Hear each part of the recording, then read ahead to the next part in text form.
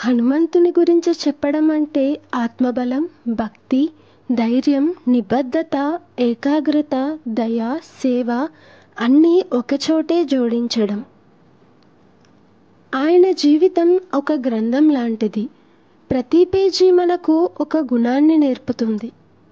శ్రీరాముని సేవలో తన జీవితాన్ని అంకితం చేసిన హనుమంతుడు ఒక స్నేహితునిగా, ఒక భక్తుడిగా, శక్తివంతుడిగా మనందరికీ ఆదర్శం. మధ్వుని కోరిక మేరకు హనుమంతుడు స్వయంభూగా వెలిసిన మహిమాన్విత క్షేత్రం మధ్య ఆంజనేయ స్వామి వారి ఆలయం.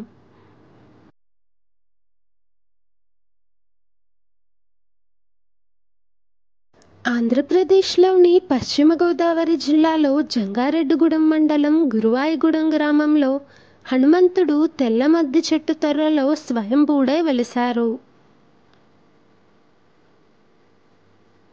ఈ దేవాలయం బయనేరు నదీ తీరంలో ఎర్రకాలువ డ్యాంకు సమీపంలో ఉంది. మద్ది చెట్టే గర్భాలయానికి గోపురంగా ఉండటం ఈ ఆలయ ప్రత్యేకత.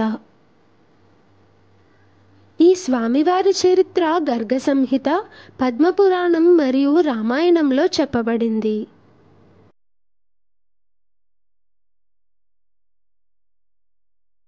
లంకలో ఉన్న వాళ్ళందరూ రాక్షసులు కాదు. రావణుడి చర్యలను వ్యతిరేకించిన విభీషణుడు గురించి మాత్రమే అందరికీ తెలుసు. కానీ రావణుడి సేనలోని మధ్వాసురుడనే రాక్షసుడు మాత్రం తాను కత్తి పట్టనని, జీవహింస చేయననేవాడు. దీంతో రావణుడు అతడిపై తీవ్ర ఆగ్రహం వ్యక్తం చేసేవాడు. వీటికి తోడు ఆధ్యాత్మిక చింతనతో ఉంటే శివుడి చెంతకు చేరుకుంటామని ప్రతి ఒక్కరికి హితబోధ చేసేవాడు. సీత జాడను వెతుక్కుంటూ లంకలోకి ప్రవేశించిన హనుమంతుడి విధేయతను చూసిన మధ్వాసురుడు హనుమంతుడికి వీరభక్తుడిగా మారాడు. ప్రహ్లాదుడు శ్రీహరిని స్మరించినట్లు మధ్వాసురుడు నిరంతరం హనుమనామాన్ని జపించేవాడు. రామరావణ యుద్ధంలో పాల్గొవాలని మధ్వాసురుడికి పిలుపొచ్చింది. దీంతో ఏం చేయాలో పాలుపోక అస్త్ర సన్యాసం చేసి హనుమంతుణ్ణి చూస్తూ భక్తి పార్వస్యంతో హనుమంతుడి నామస్మరణ చేస్తూ తనువు చాలించాడు. తర్వాత ద్వాపర యుగంలో మధ్వికుడిగా జన్మించాడు. ఆ సమయంలో వచ్చిన కురుపాండవ యుద్ధంలో దురదృష్టవశాత్తు కౌరవుల పక్షాన పోరాడాల్సి వచ్చింది. కురుక్షేత్రంలో అర్జునుడి రథంపై ఉన్న ఆంజనేయుడు జెండాను చూసి గత జన్మ గుర్తుకు వచ్చి హనుమకు వ్యతిరేకంగా యుద్ధం చేస్తున్నానని మరలా ప్రాణత్యాగం చేశాడు. తర్వాత కలియుగంలో మధ్వుడిగా జన్మించాడు. ఆంజనేయ స్వామి గురించి తపస్సు చేసుకుంటూ పలు ప్రదేశాలు తిరుగుతూ ఎర్రకాలు ఒడ్డుకు వచ్చి అక్కడ తపస్సు చేసుకోవడానికి నివాసం ఏర్పరచుకున్నాడు. ప్రతినిత్యం ఎర్రకాలువలో స్నానం చేసి శ్రీ ఆంజనేయ స్వామి గురించి తపస్సు చేసి మహర్షి అయ్యాడు. వయోభారం మీద పడ్డా సరే మధ్వ మహర్షి తన నిత్యకృతులైన ఎర్రకాలువలో స్నానం, ఆంజనేయ స్వామి గురించి తపస్సును విడువలేదు. ఒకరోజు రోజులాగానే ఎర్రకాలువలో ఉదయం స్నానం చేసి పైకి వస్తున్న క్రమంలో జారి పడబోయినప్పుడు ఎవరో ఆపినట్టుగా ఆగిపోయారు. ఒక కోతి చెయ్యి అందించి పడకుండా ఆ క్షణంలో ఆపింది. అంతేకాక ఒక మామిడి పండును ఇచ్చి వెళ్ళింది. అప్పటి నుంచి రోజు ఆ వానరం వచ్చి మధ్వుడికి సేవలు చేయడం, పండు ఇవ్వడం, దానిని మధ్వ మహర్షి స్వీకరించడం జరిగేది. ఒకరోజు తనకు రోజు ఫలాన్ని ఇస్తున్న వానరంతో, నీ రుణం ఎలా తీర్చుకోవాలి, నీవు ఎవరో నాకు తెలియదు, నాపై ఎందుకింత ప్రేమ అని మధ్వ మహర్షి అడిగారు. దీంతో వానర రూపంలో ఉన్న ఆంజనేయుడు ఆయనకి దర్శనమిచ్చారు. ఇన్నాళ్ళు మీతో సఫర్యులు చేయించుకున్నానా అని మధ్వ మహర్షి బాధపడగా, ఇందులో నీ తప్పు ఏమాత్రం లేదని, నీ స్వామి భక్తికి మెచ్చి నేనే నీకు సఫర్యులు చేశానని, ఏ వరం కావాలో కోరుకోమని ఆంజనేయుడు మధ్వ మహర్షితో అనగా, అప్పుడు మధ్వుడు, స్వామి, నిన్ను విడిచి నేను ఉండలేను, నీతోనే ఉండేలా వరం ప్రసాదించమని కోరాడు. దీనికి సరేనన్న హనుమంతుడు, నీవు తెల్ల మద్ది చెట్టుగా అవతరిస్తే దాని కింద నేను శిలారూపంలో వెలుస్తానని, దేశంలో మరెక్కడా లేని విధంగా కుడి చేతిలో గద, ఎడమ చేతిలో అరటిపండుతో స్వయంభూగా వెలిశారు. అలా వెలిసిన దేవాలయమే మద్ది ఆంజనేయ స్వామి వారి ఆలయం.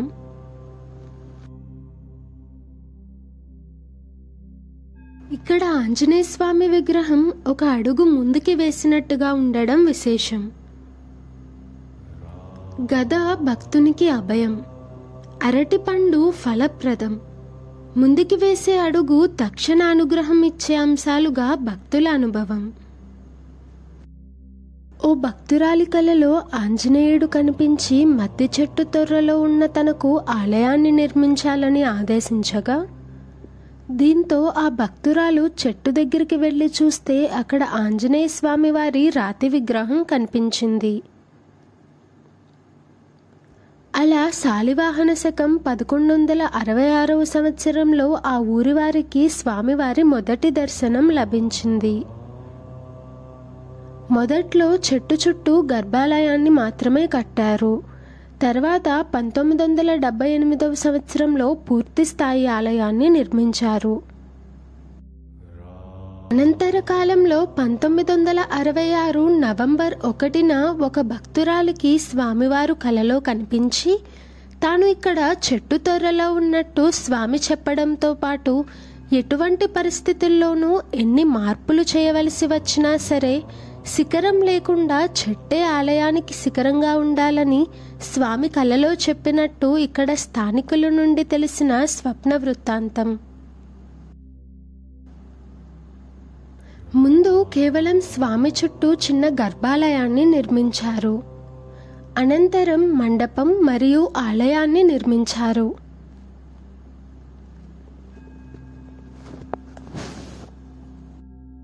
అయితే మధ్యుడే మద్ది చెట్టుగా వెలిశాడన్న నమ్మకంతో ఆ చెట్టునే గర్భాలయ గోపురంగా ఉంచారు. వైష్ణవ సాంప్రదాయంలో మద్ది ఆంజనేయ స్వామికి నిత్య పూజలు, అభిషేకాలు అత్యంత వైభవంగా నిర్వహిస్తారు. ప్రతి శనివారం స్వామివారి మూల విరాట్కు పంచామృత అభిషేకాలు శాస్త్రోక్తంగా జరుపుతారు.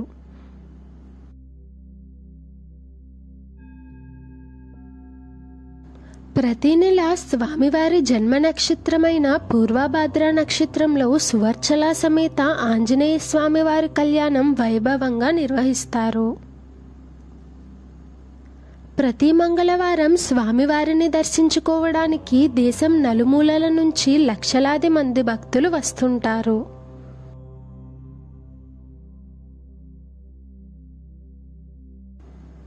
ప్రతి సంవత్సరం భక్తులు హనుమత్ దీక్షలు మండల కాలం చేసి స్వామివారి సన్నిధిలో హనుమత్ వ్రతం రోజు ఇరుముడి సమర్పిస్తారు.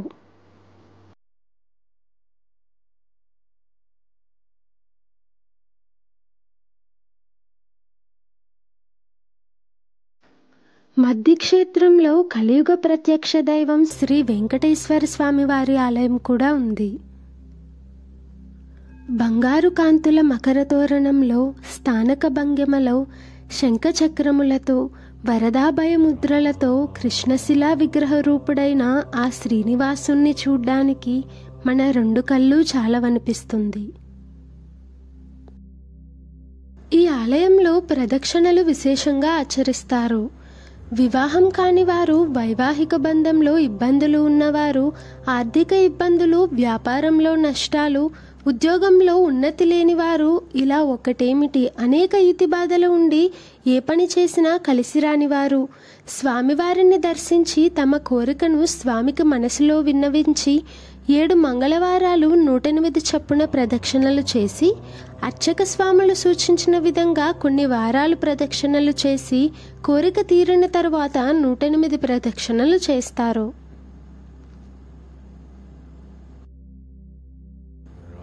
ఆలయ ప్రధాన మండపం చుట్టూ ముందుగా 21 ప్రదక్షిణలు చేసి తమ మనసులోని కోర్కెలు తీరాలని మొక్కుకుంటారు.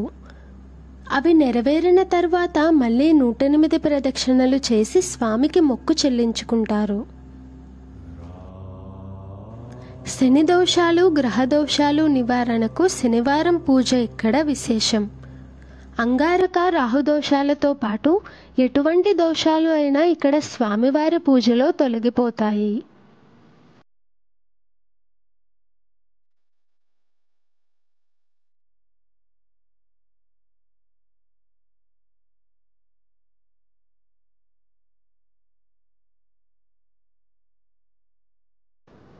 దూరం నుంచి వచ్చే భక్తుల కోసం ఇక్కడ విశాలమైన మండపం, అతిథి గృహాలు అందుబాటులో ఉన్నాయి. ఈ క్షేత్రంలో నిత్య అన్నదానం జరుగుతుంది.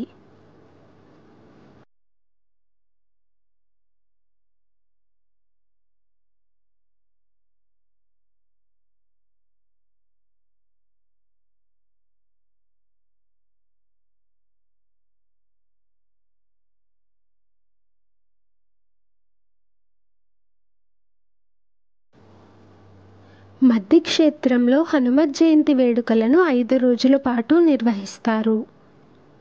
ఆది సోమవారాల్లో భక్తులతో సామూహిక హనుమత్ కళ్యాణాలు, లక్ష్మీ కుంకుమార్చనలు జరుపుతారు. కార్తీక మాసం నెల రోజులు ఈ క్షేత్రం పండగ వాతావరణాన్ని సంతరించుకుంటుంది. ఈ నెలలో వచ్చే మంగళవారాల్లో స్వామివారికి 1,00,000 తమలపాకులతో ఆకు పూజ నిర్వహిస్తారు. ఇక్కడ ప్రతి మంగళ, శుక్ర, శనివారాల్లో 108 బంగారు, వెండి తమలపాకులతో పూజ జరుగుతుంది. కార్తీక శుద్ధ పాడ్యమి నుండి కార్తీక అమావాస్య వరకు కార్తీకంలో ప్రతి మంగళవారం విశేష ద్రవ్యాలతో జరిగే పూజలు ప్రతి ఒక్కరూ చూసి తరించాల్సిందే. అలాగే హనుమత్ జయంతి 5 రోజులు పాంచహ్నిక దీక్షగా నిర్వహిస్తారు.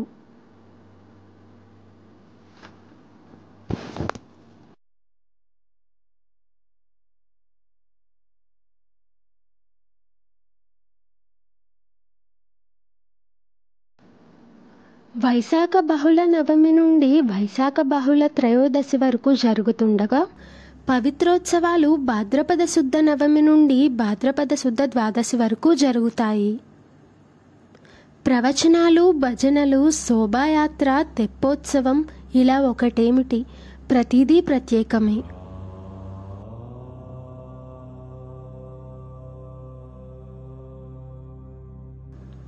మన జీవితంలో కూడా ఒక రాముడు ఉన్నాడనే నమ్మకంతో మనలో అంతర్గతంగా దాగిన హనుమంతుణ్ణి మేలుకొలిపి ధైర్యంగా ముందుకు సాగాలి. శ్రీ సీతారామ సమేత ఆంజనేయుని కృపా కటాక్షాలు మనపై ఎల్లప్పుడూ ఉండాలని కోరుకుంటూ